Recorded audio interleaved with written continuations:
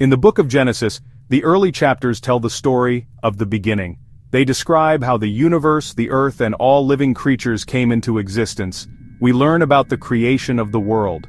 The narrative paints a vivid picture of a world teeming with life, from the towering mountains to the vast oceans and the lush forests. We see the first humans, Adam and Eve, living in a beautiful garden called Eden. This garden was a paradise, filled with vibrant flowers, flowing rivers, and a variety of animals living in harmony. God created this paradise and gave Adam and Eve the freedom to enjoy it.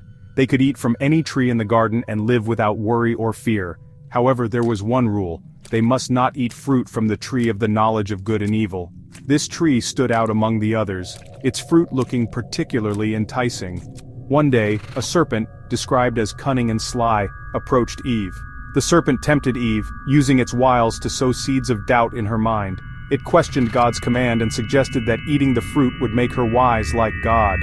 The serpent's words were persuasive, and Eve found herself contemplating the forbidden fruit, wondering if it held the key to a greater understanding. Eve, swayed by the serpent's words, looked at the fruit differently. The serpent's cunning words echoed in her mind, making her question everything she had known. She felt a strange pull towards the fruit, a curiosity that she had never experienced before. She saw that it was beautiful and desirable. The fruit seemed to glow with an inner light, promising wisdom and knowledge.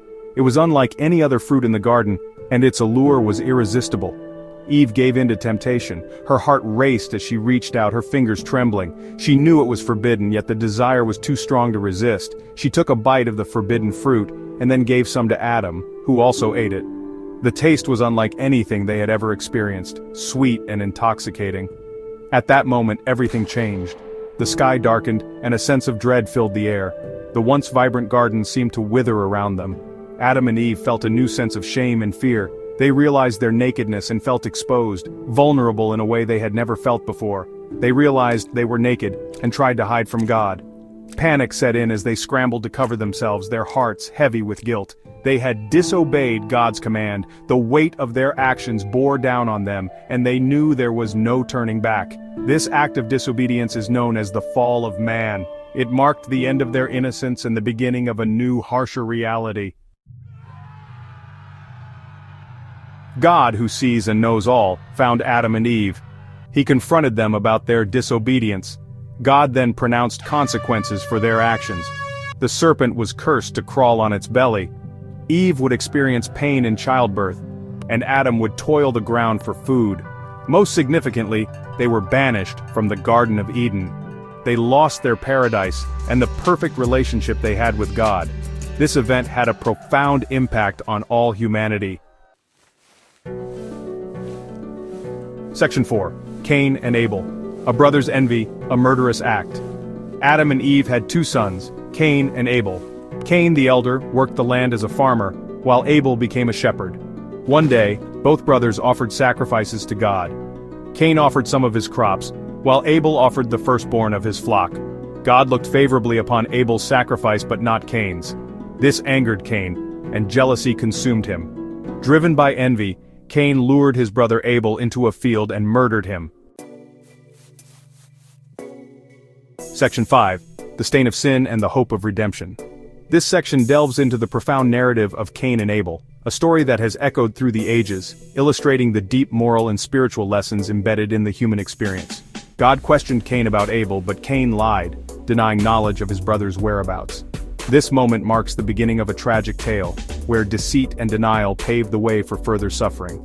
However, God, in his omniscience, knew the truth. He saw through Cain's lies and understood the gravity of his actions. The divine light of truth cannot be obscured by human deceit. Cain was cursed to wander the earth, unable to find peace or satisfaction from the land. His punishment was not just physical but also spiritual, as he was condemned to a life of restlessness and isolation. The story of Cain and Abel illustrates the devastating consequences of sin. It shows how jealousy and anger can lead to irreversible actions, tearing apart families and communities. It shows how sin, like a poisonous seed, grows into destructive actions.